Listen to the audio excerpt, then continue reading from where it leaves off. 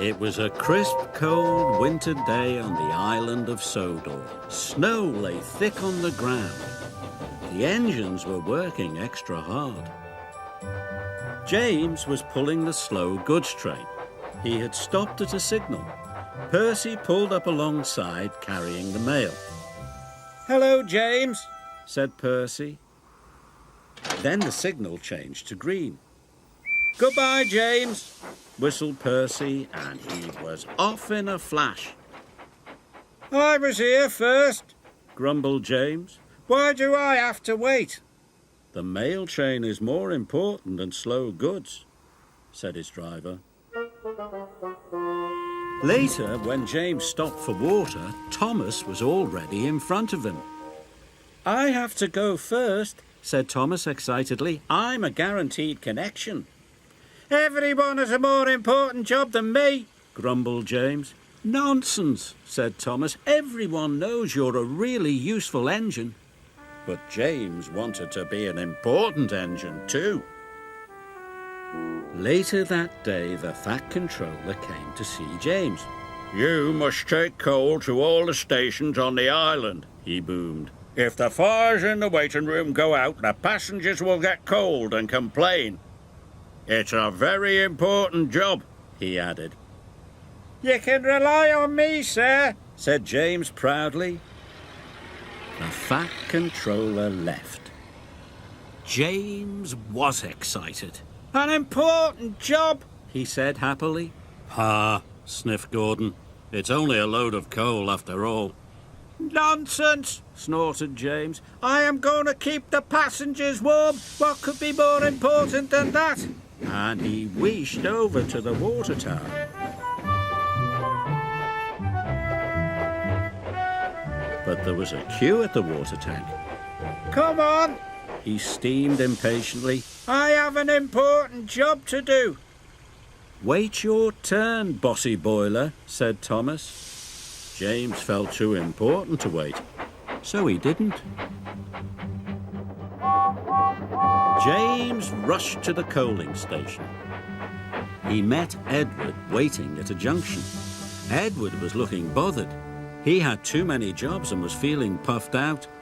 "Can you take these sleigh trucks to the quarry?" Edward asked.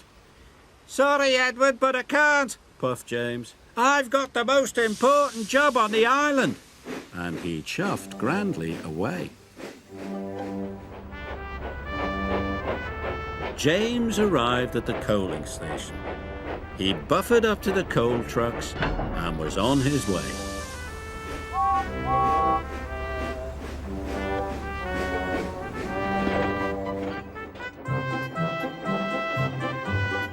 James was looking forward to delivering his coal. "Now I'm useful and important," he chuffed happily. Then there was trouble. James puffed harder and harder. He went faster and faster. Then he began to feel hotter and hotter. "I don't feel well," wailed James, and he had to stop. "Your water tanks have run dry," his driver told him. "We'll have to wait for help." Just then, Edward pulled up beside James. "Please, push me to the water tank," pleaded James. "I'm sorry," Edward puffed sadly. "You wouldn't take my trucks to the quarry, and now I'm running late with my passenger train." And Edward steamed away.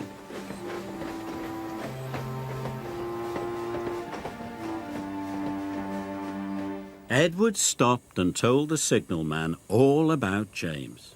The signalman telephoned for help, and soon Salty was on his way. He pulled up alongside James. "Why didn't you fill up with water this morning, matey?" James told him about the queue at the water tank. "I've heard you were too busy to help Edward too," said Salty. "I was in a hurry," protested James. "Mine is the most important job on the island." "No job is more important than helping another engine," said Salty firmly. And deep down in his boiler, James knew Salty was right. Thanks to Salty, James's water tank was soon filled and he was well on his way. He knew he had to make up for lost time. Then James saw Diesel up ahead. He had broken down and looked unhappy. James wanted to tease him. But then he remembered what Salty had said. "No job is more important than helping another engine," he said to himself. "And even Diesel is an engine. Come on, Diesel, I'll push you back to the sheds."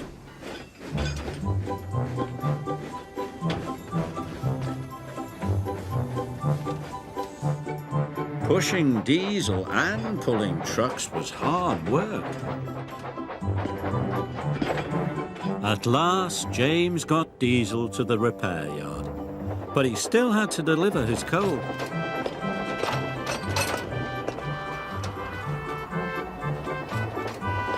The wind blew, and it was getting colder by the minute. James steamed all over the island, delivering coal to the station waiting rooms. Everyone was pleased to see James. Thanks to him, they were all kept toasty warm. The next morning, the Fat Controller came to see James. He knew all about Edward's trucks and James running out of water. "I'm sorry, sir," said James. "I put my own job first." "But you did learn your lesson and you helped Diesel," the Fat Controller boomed cheerfully. "And you delivered your coal on time. You, James, are a really useful engine." James nearly burst with pride. "Thank you, sir," he said. Being really useful was better than feeling important.